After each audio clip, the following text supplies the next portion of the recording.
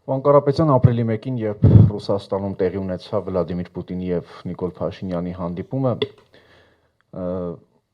ակնհայտորեն Վլադիմիր Պուտինը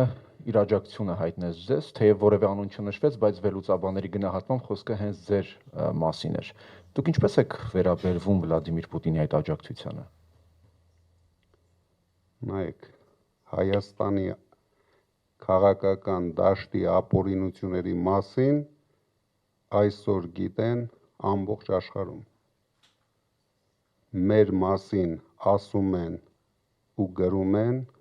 Վաշինգտոնում։ Մեր մասին ասում են ու գրում են Լոնդոնում։ Մեր մասին ասում են ու գրում են Փարիզում։ Ռուսաստանում ամենաբարձր մակարդակով դրա մասին ասվեց, բայց դա չի նշանակում, որ մենք դիրքորոշում պետք է ունենանք դրա մասին։ Քանի որ Փաշինյանը այսօր ամեն ինչ անում է, որ Հայաստանը դարձնի գերտերությունների բախման կենտրոն,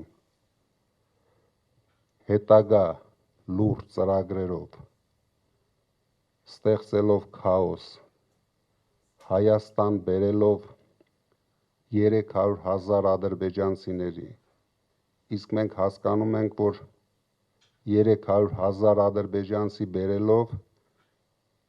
մենք ստիպված ենք լինելու հայկական բանակում ունենանք ամենակիչը 10,000 ադրբեջանցի ծառայողներ, իսկ մենք շատ լավ ենք հիշում Սաֆարովի Հունգարիայում կատարածը, այսինքն մենք պետք է համբերատար նայենք այդ բոլոր քայլերին։ Դրա համար